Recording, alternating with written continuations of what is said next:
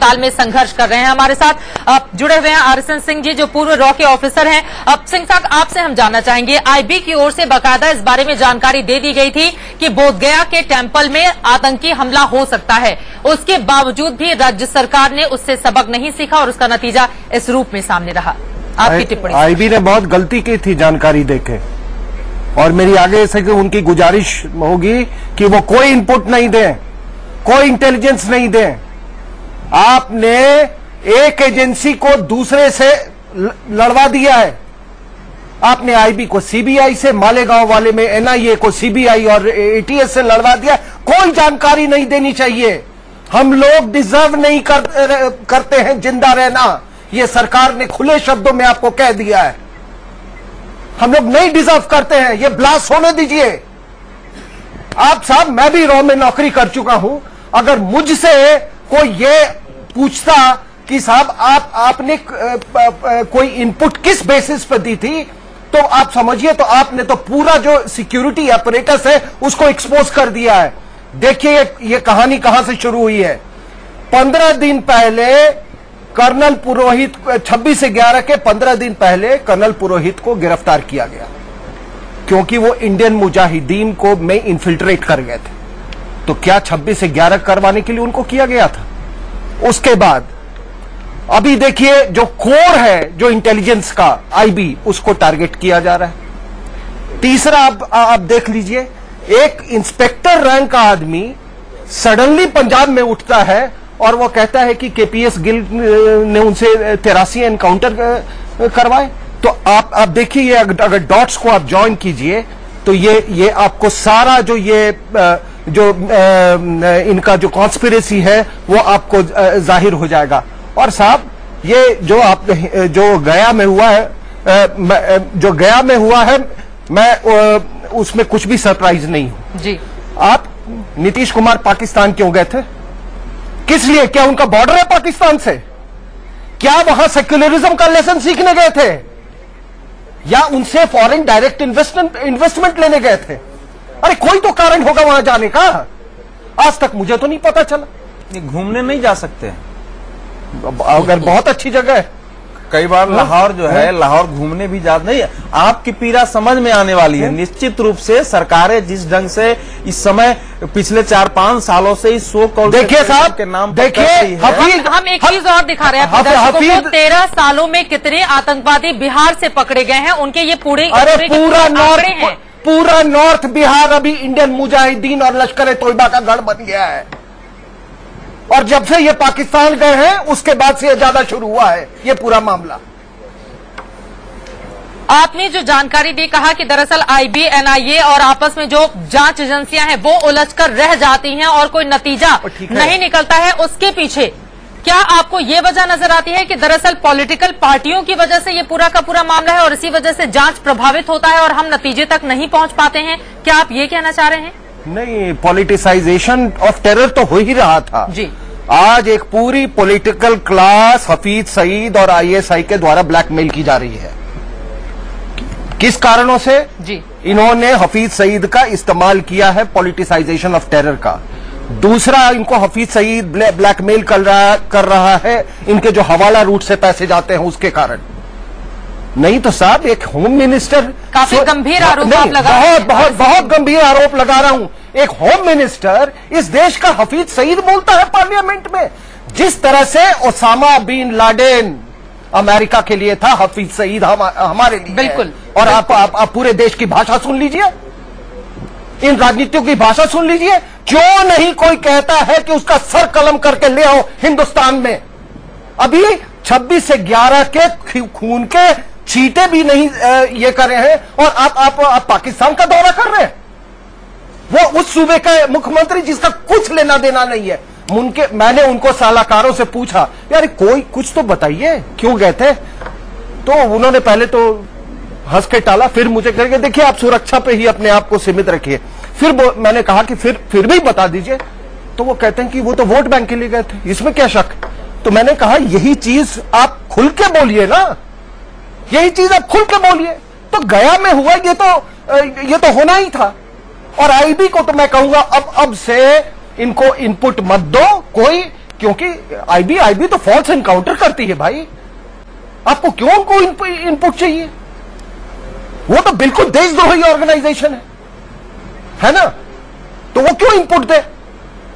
तो ये आंसू लोग ना बहाएं। हम लोग आपको पॉलिटिकल एस्टैब्लिशमेंट ने कह दिया है कि you are condemned to suffer terror.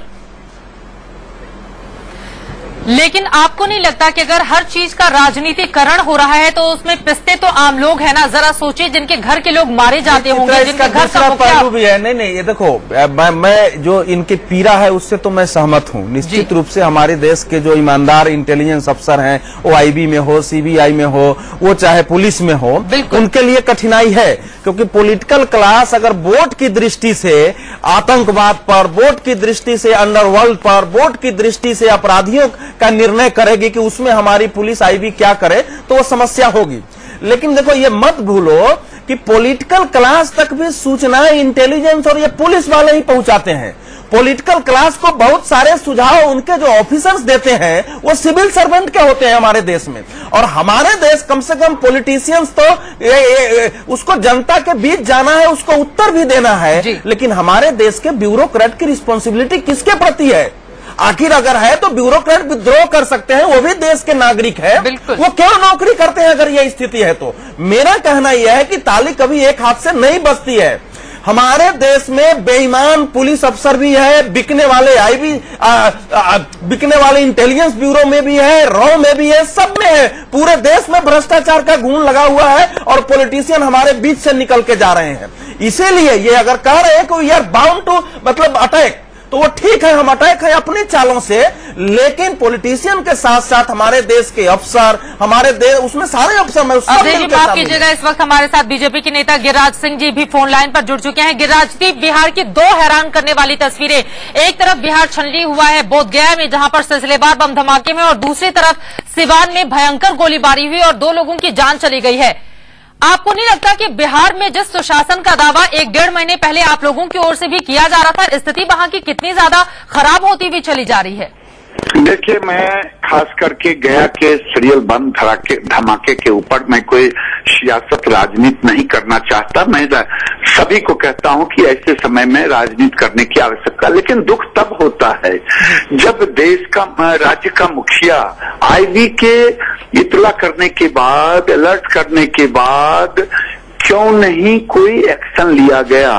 उसका मेन कारण है कि आज राज्य के मुखिया जो मैसेज दे रहे हैं, जो रिफ्लेक्शन जा रहा है, वो रिफ्लेक्शन जा रहा है कि बिहार उग्रवादी, आतंकवादी के लिए एक सॉफ्ट जोन हो गया है। क्योंकि जब मुख्यमंत्री की ओर से, उनकी पार्टी की ओर से एक आतंकी इर्सत जहां को बिहार की बेटी घोषित किया जाए महज वोट के लिए, वो है कि नहीं? लेकिन आतंकी होता है। ये क्या कर रहे हैं? जब ये दरभंगा और मधुबनी में एनआईए के द्वारा कोई एक्शन होता है तो उसे बिहार की बदनामी बताते हैं। हर चीज में जब वोट देखेंगे तो ये दुर्दशा होगी। आज पूरे देश और दुनिया में बिहार एक सॉफ्ट जोन हो गया है। लेकिन क्या 1.5 महीने के अंदर ही हालात इतने खराब हुए हैं? जब से आप लोग अलग हुए हैं, स्थिति तो पहले से ही खराब थी ना। आप लोगों ने दबाव क्यों नहीं बनाया नीतीश सरकार पर, नीतीश कुमार के ऊपर, ताकि कम से कम वो तुष्टीकरण की राजनीति ना करें आतंकवाद के मसले पर? नहीं, देखिए ऐसे शब्दों का प्रयोग आप भी ना करें। मेरी बात सुने बगैर आप ऐसे शब्दों का प्रयोग ना करें। हम लोगों ने मुख्यमंत्री को बंद कमरे में समर्पित भाव से कहते रहे हैं कि बिहार सॉफ्ट जोन बनते जा रहा है, और समर्पित भाव से रहते गए। मुख्यमंत्री की ओर से बयान आते रहा कि जब हम लोग सरकार से हटे कि भाजपा के मंत्री सरकार के विरोध में बयान देते थे। हमारी लाचारी थी बिहार की जनता के सामने में। इसलिए मेरा निवेदन है, आप ऐसे शब्दों का प्रयोग ना करें, मुझे कष्ट हो रहा है। गिरिराज जी, आपको नहीं लगता है कि सरकार चलाने के लिए आपने अपनी लाचारी दिखाई, और बंद कमरे के भीतर आप क्या कहते हैं नीतीश कुमार से? जनता तो आपसे जानना चाहेगी ना कि आप उसकी आवाज को किस कदर उठा रहे हैं मुख्यमंत्री के सामने। बिल्कुल जनता जानना चाहेगी। वही जनता मैं कह रहा हूं कि मैं समर्पित भाव से 7.5 साल उनके साथ रहा, और लॉ एंड ऑर्डर उन्हीं के जिम्मे था। जब जब कोई घटना घटी, पहली बार उन्होंने मधुबनी में जब गोलीकांड हुआ तो ओपनली हमारे उप मुख्यमंत्री के रूप में उस समय सुशील मोदी थे, उनको बुलाया। कभी इन्होंने भरोसा नहीं किया। इनको दंभ है, अहंकार रहता है कि मैं ही सब कुछ करता हूं, और हम समर्पित भाव से रहे। इसमें कोई, अब मैं विपक्ष में हूं, मैं जानना चाहता हूं कि आज 4 दिन पहले शिंदे साहब आए, इनका पीठ इन्होंने थपथपाया, उनका इन्होंने थपथपाया। क्या इन्होंने आईबी के उस इतला किए गए उनके चेतावनी पर कौन सा कदम उठाया? राज्य की जनता, देश की जनता जानना चाहती है। इनका तो इकबाल ही खत्म हो गया है जब से बीजेपी घटी है। आज सीवान की घटना कौन कहे? हर दिन घटनाएं घट रही है, कौन जवाब देगा? ये 18 विभाग अपने पास रखे हैं। मुख्यमंत्री को सरकार की चिंता, राज्य की चिंता कम है, सरकार बचाने की चिंता ज्यादा है, उसी मुहिम में लगे हुए हैं। इसलिए ये दुर्दशा तो होनी है। राज्य की जनता जानना चाहती है कि श्वेत पत्र जारी करे कि आखिर आपने कौन सा कदम उठाया। बिल्कुल, अवधेश जी कुछ हमारे साथ, हम चाहेंगे आप बने रहिए हमारे साथ। आरएसएन सिंह जी भी रॉ के अधिकारी पूर्व जुड़े हुए हैं, कुछ कहना चाह रहे हैं सिंह साहब। देखिए, इसका जो ये गया में हुआ जी और ये जो सीवान में हो रहा है, इन दोनों चीज को एक संदर्भ में आप देखिएगा कि पूरे इस दौर में मुख्यमंत्री हमेशा ये कहते रहे कि माओवादी बहुत बड़ा समस्या नहीं है बिहार में। उनके 32 जिले, और आप लोग अखबार के अगर डॉट्स को जोड़े, मुजफ्फरपुर, हाजीपुर, बेतिया, ऐसे जगह, शिवहर, वहां पर अटैक्स हुए हैं। मैं आपको बता दूं, ये पूरा लिंक नेपाल से है, और मैं ये सारी चीजें जमीन पे मैंने खुद देखा है जी। सीपीआई, एमएल और माओवादियों में कोई फर्क नहीं है। मैंने इनके काडर को दिन में झंडा और रात में बंदूक उठाते देखा है। और किसी लेवल पे देखिए, सीपीआईएम पार्लियामेंट्री रूट है जी, सीपीआईएमएल सेमी पार्लियामेंट्री रूट है जी, और जो माओइस्ट है वो गन वाला रूट है। बिल्कुल, काफी महत्वपूर्ण बातें आप कह रहे हैं सिंह साहब, आप अपनी बात पूरी करें। और देखिए हमारे साथ और बिहार में ही ये जिहादी आतंकवाद और ये लाल आतंकवाद का मिलाप हुआ है। बिल्कुल, गिरिराज सिंह जी, जिहादी आतंकवाद और लाल आतंकवाद का मिलाप जो है वो बिहार में ही हो रहा है। पूर्व रॉ के अधिकारी हैं, इतने संगीन आरोप लगाते हुए वहां पर। मैं तो कह रहा हूं, मेरा सबसे बड़ा माइनस रहा कि मैं बंद कमरे में कहता रहा, जनता तो मुझे भी दोषी कहेगी, लेकिन बराबर से मैं कहते रहा कि ये राजनीति से जोड़ने की जरूरत नहीं है। मकबूल पकड़ाया, कई लोग पकड़ाए, दरभंगा में, मधुबनी में मुख्यमंत्री ने एनआईए पर हल्ला बोलते रहा कि हर चीज को वोट की नजर से देखना दुर्भाग्य है। आज बिहार सचमुच में बारूद के ढेर पर है। हम तो तबाह थे जब मुख्यमंत्री 5 दिन पहले इज्जत जहां को बिहार की बेटी से जोड़ने में लगे रहे महज वोट के लिए, और उनके लोग कहते रहे भारतीय जनता पार्टी बताए। छी छी छी छी, शर्म होता है। वो मेरी बेटी हो या बेटा हो, आतंकवादी होते हैं। मुख्यमंत्री ने बिहार को सॉफ्ट जोन बना दिया है। राज्य की जनता जानना चाहती है कि आपने कौन सा एक्शन उठाया आईबी के इतला करने पर। बिल्कुल, चलिए बहुत शुक्रिया गिरिराज सिंह जी हमसे जुड़ने के लिए और बातचीत करने के लिए। हालांकि इरशाद जहां मामले में चूंकि अभी जांच जारी है तो उस पर ज्यादा टिप्पणी करना ठीक नहीं है, लेकिन सवाल बड़ा यही उठता है कि हर हमेशा जब भी इस तरह के मामले सामने आते हैं, आखिर उस पर राजनीति, और खास तौर से ऐसी राजनीति जिसका कोई रिजल्ट आगे आने वाले वक्त में नहीं निकलता, सिर्फ तू मैं तक ही सीमित रह जाती है। फिलहाल के लिए बहुत शुक्रिया। हमारे साथ गौतम कौल जी भी जुड़े हुए थे, सिंह साहब आपका, और अवधेश जी आपका, साथ ही संबित आपका भी। चूंकि वक्त की कमी है, इस वजह से चर्चा को हमें यही रोकना पड़ा है, लेकिन बड़ा सवाल यही उठ रहा है, चाहे सिवान की घटना को हम देखें या फिर बोधगया में जो बम धमाका हुआ है आतंकवादी, उसे देखें, जिम्मेदारी किसकी बनती है और क्या इन घटनाओं से कभी हम सबक सीखेंगे?